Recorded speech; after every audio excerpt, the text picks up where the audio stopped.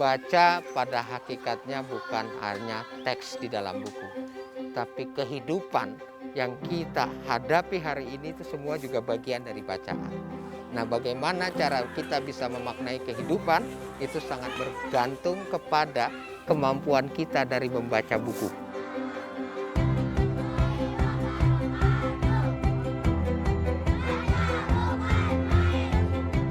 Mari kita tingkatkan kemampuan baca kita supaya kita bisa lebih realistis di dalam memahami kehidupan kita sendiri.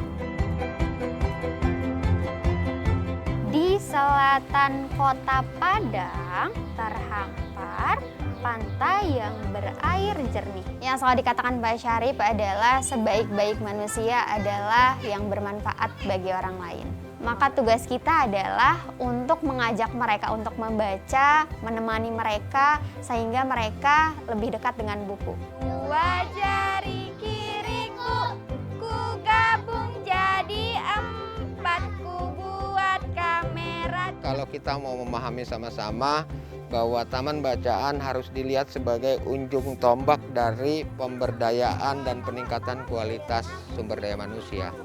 Ya, karena apa? Dia lebih ada di masyarakat ketimbang sekolah. Kondisi orang yang buta huruf atau buta aksara itu sebenarnya bisa terpantau oleh titik taman bacaan. Kalau ada orang beribadah membangun masjid atau gereja, maka saya ibadah membangun taman bacaan. Itu yang saya lakukan.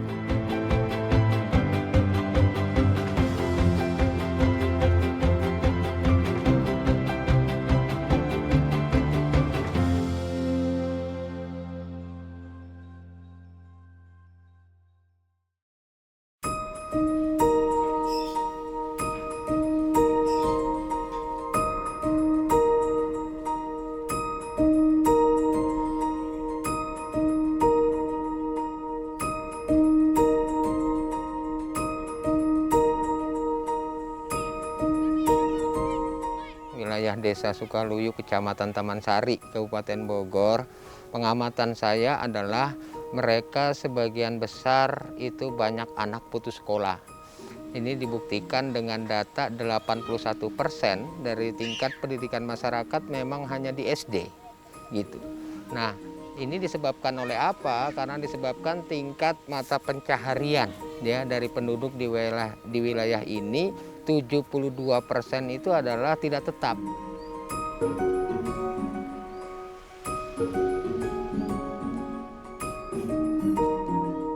Nah, inilah menjadi sebuah kendala di masyarakat lingkungan sini sehingga ada persoalan pendidikan ya yang akhirannya tidak bisa lanjut sampai minimal atau SMA. Kedua juga ada persoalan kesejahteraan, kemiskinan. Nah, ini berjatuh padu sehingga ya harus ada upaya untuk melakukan pemberdayaan terhadap masyarakat.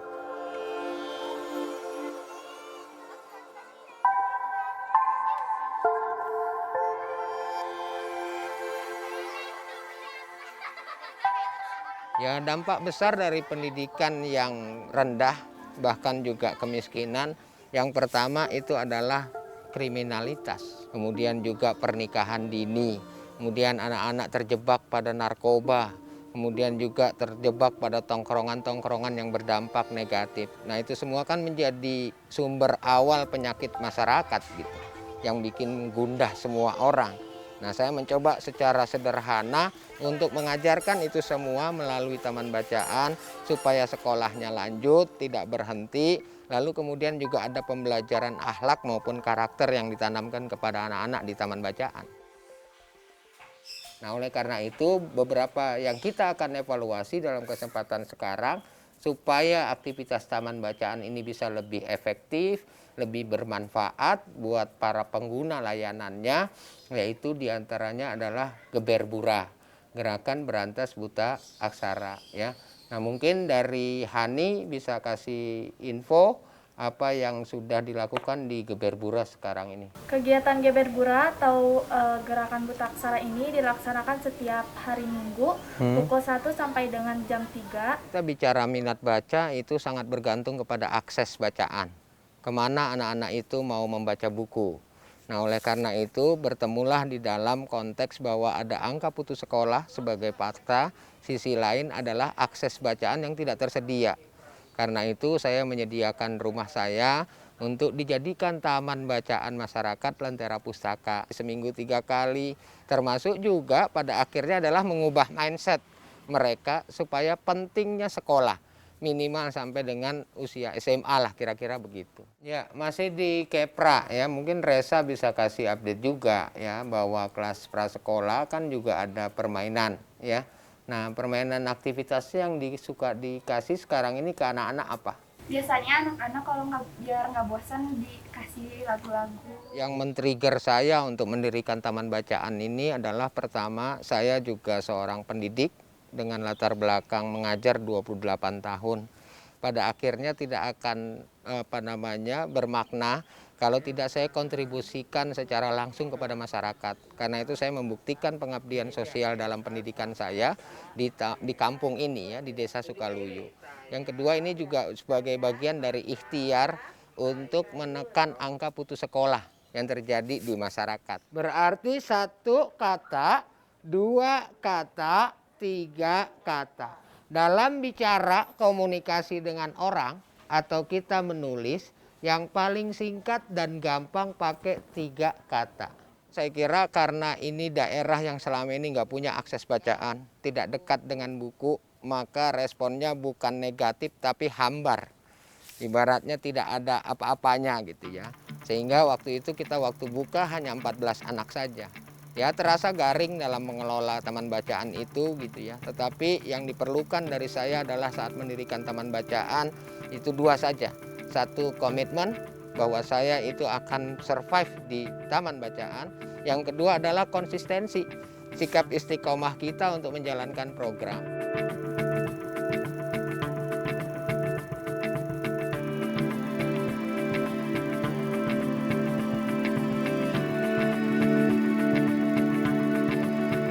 Dan kita juga melakukan satu sosialisasi ke kampung-kampung untuk merekrut anak-anak pembaca baru.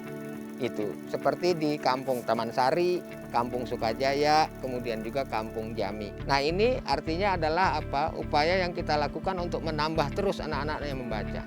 Manakala misalnya lingkungan sekitar kita itu tidak meresponnya dengan baik gitu ya. Justru anaknya tidak membaca, didiamkan dan sebagainya gitu ya. Padahal ini adalah bagian dari sarana kita sebagai orang dewasa, orang tua untuk mengedukasi. Apalagi di zaman digital begini, ya memang kita harus mendekatkan anak-anak pada buku bacaan bukan untuk mengalahkan digital atau gawai, tapi menyeimbangkan. Ada aktivitas gawai, ada aktivitas membaca buku secara manual. Nah, taman bacaan itulah tempatnya. Dan sekarang posisinya adalah sudah mendapatkan animo yang cukup besar. Sudah ada sekitar 130 anak yang membaca. Kemudian kita punya program sampai 14 program literasi.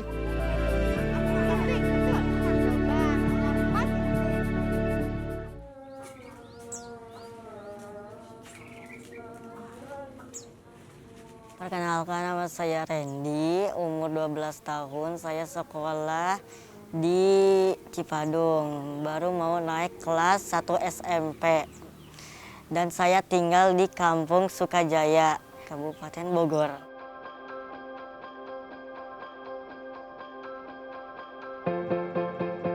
Saya kegiatannya tiap hari sekolah, dan bapak saya menjual bubur di keliling kampung.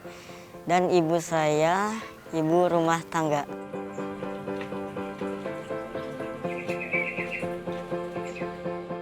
Masuk sekolah kapan ya ke SMP? Ke sekolah masuk tanggal 18 hari Senin. Oh, seneng nggak di sekolah di sana?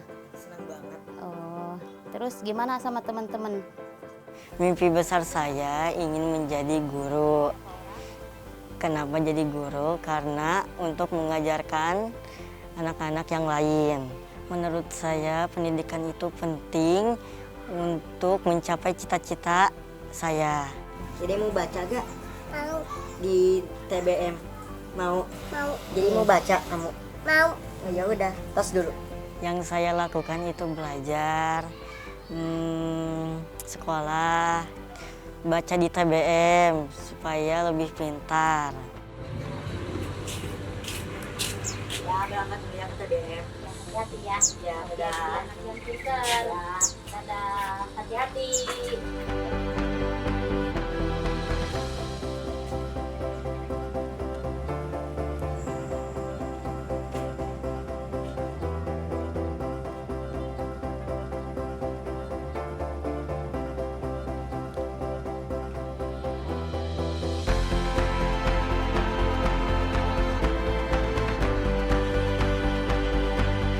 Ya, jadi Bapak mau mengingatkan sekali lagi pentingnya kita membaca buku, ya. Bertambah ilmu pengetahuan kita. Yang kedua, kita juga jadi tahu apa yang selama ini kita tidak tahu. Saya walaupun TBM di sini jarak jauhnya jauh, jadi saya ingin membaca di sini yang lebih komplit buku-bukunya dan relawannya baik-baik dan bapaknya. Dan di kampung saya ini tidak ada TBM seperti ini.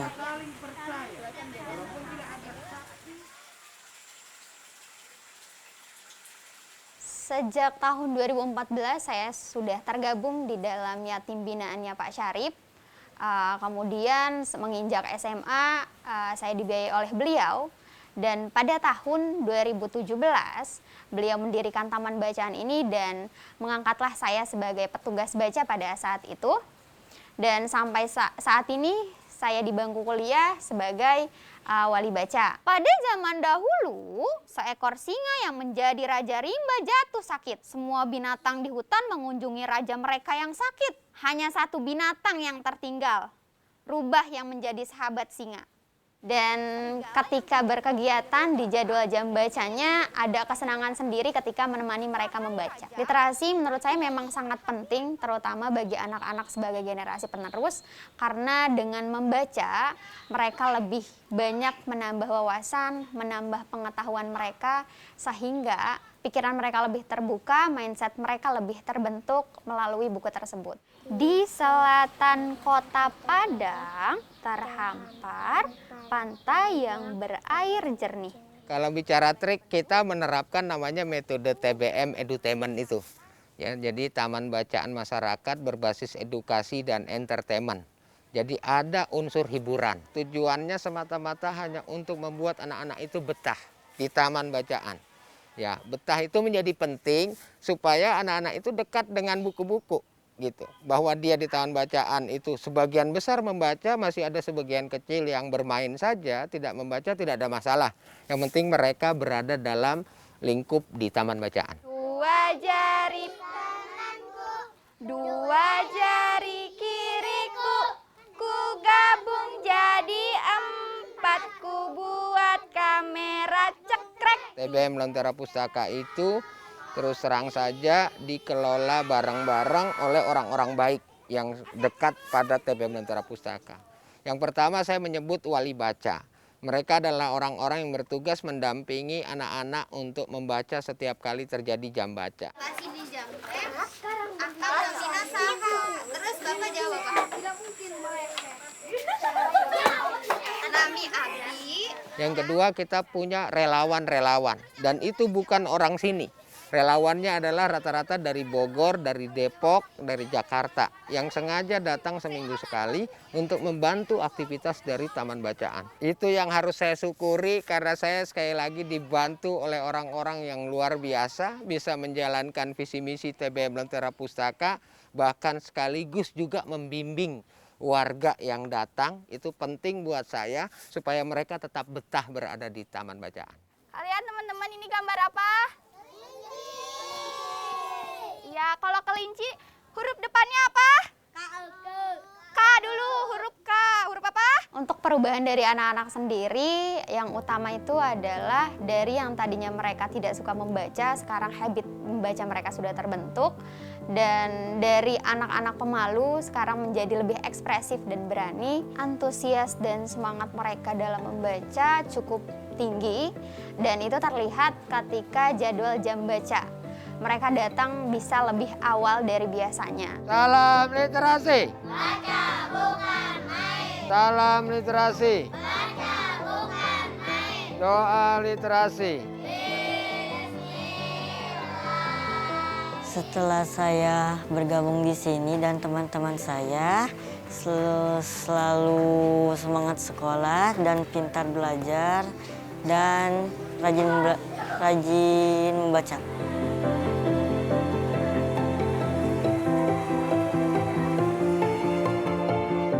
Menurut saya, kalau tidak ada TBM ini, saya selalu main dan nongkrong, dan waktu luang saya diisi dengan hal-hal yang gak jelas.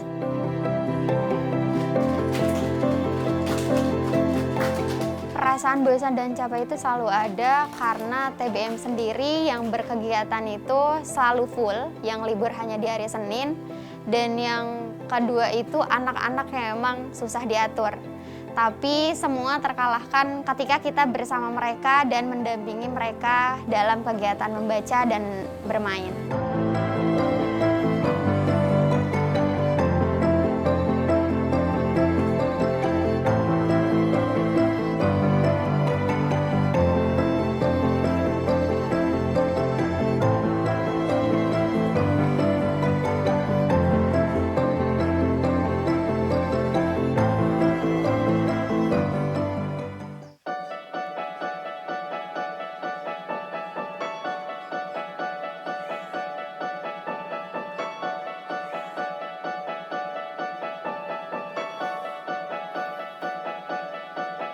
Jadi hari ini kita mau melakukan aktivitas motor baca keliling, Mobake. Ini program yang baru kita luncurkan tahun 2022 ini di bulan Februari. Kita akan ke satu kampung namanya Kampung Jami, di mana di sana ada satu anak-anak usia sekolah yang selama ini tidak mendapatkan akses buku bacaan. Jadi Mobake ini mengantar buku ke sana supaya mereka punya akses untuk membaca buku.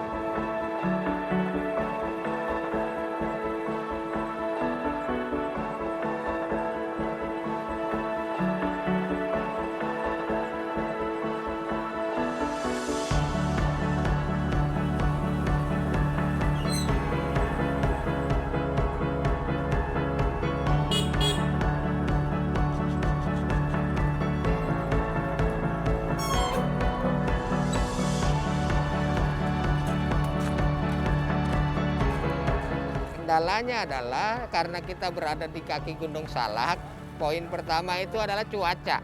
Jadi cuaca yang tidak menentu, kita udah sambil jalan, tahu-tahu posisinya hujan dan kita nggak bisa melakukan aktivitas karena kita berada di halaman rumah orang atau di lapangan atau di pinggir jalan. Itu yang pertama. Yang kedua juga misalnya kita karena sudah sesuai jadwal, yakin berangkat ke lokasi itu, bawa tikar, bawa buku, tiba-tiba anaknya nggak ada. Nah ini yang kita alami gitu, sehingga ya inilah bagian dari cara kita membangun kesadaran pentingnya membaca buku. Ayo, sini, jangan malu baca. Nah, nih Bapak kasih buku yang bagus nih. Jadi gerakan berantas buta aksara kita sebut Geberbura ini adalah bersifat spontan. Sekitar tahun 2019 ada seorang ibu, dia ngelihat spanduk besar, dia kira dia membaca, nggak taunya dia cuma ngelihat warnanya doang, tapi tidak bisa baca. Baru ini polisi bertugas menjaga keamanan dan ketertiban. Jadi anak-anak yang nakal itu dia nggak boleh dinasehatin sama Pak Polisi, ya kan? Supaya tidak nakal, harus rajin belah. Jadi waktu itu awal mulanya cuma 4 orang yang bergabung, lalu kemudian mereka benar-benar dalam keadaan buta huruf, tidak bisa baca, tidak bisa tulis. Maka pelajaran yang pertama saya berikan kepada mereka adalah mengenal huruf abjad dari A sampai Z. Lalu kemudian membuat gabungan suku kata sampai ke dalam bentuk kata. Dan yang paling utama waktu itu adalah menuliskan nama sendiri. Nah itulah yang sekarang akhirnya berjalan sampai detik ini ada 9 ibu, efektifnya itu antara 5 sampai 6 per sekali belajar. Ini kodok, itu namanya semua binatang di hutan. Ya, hutan itu seperti di Gunung Salak kan hutan. Nah ini menjadi peran kita semua, saya sebagai warga masyarakat dan saya kira pemerintah daerah ini harus lebih peduli untuk terjun langsung ke lapangan. Secara nasional katanya buta huruf di Indonesia ini sekarang udah tinggal di bawah 2%. Ya saya oke, setuju secara data gitu. Tapi sekarang kita tinggal pergi saja ke lapangan. Kita cek rumah per rumah itu posisinya bisa baca atau enggak. S asa B T utu Sabtu. Jadi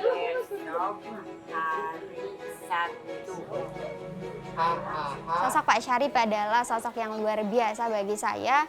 Perjuangannya dalam mewujudkan masyarakat yang sejahtera melalui literasi dan program untuk memberdayakan masyarakatnya itu patut untuk diacungi jempol dan menjadi contoh bagi orang lain. Nah ini potensi resikonya ada 3 ya kalau kita kelompokkan. Satu itu di area, berdasarkan area, ada area kepesertaan punya resiko. Saya menganggap pengabdian di Taman Bacaan, saya menyebutnya sebagai jalan sunyi kehidupan. Karena itu tidak banyak orang peduli, tidak banyak orang mau berkiprah di situ. Justru saya terbalik.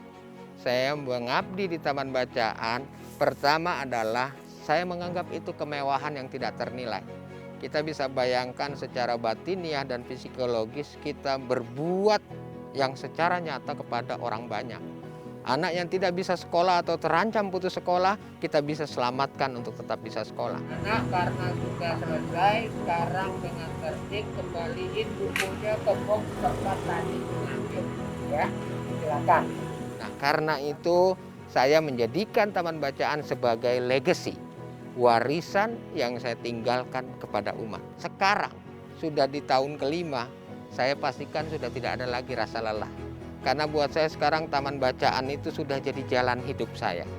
Inilah jalan hidup saya yang diberikan oleh Tuhan Yang Maha Kuasa kepada saya untuk mengabdi, untuk berbakti kepada masyarakat.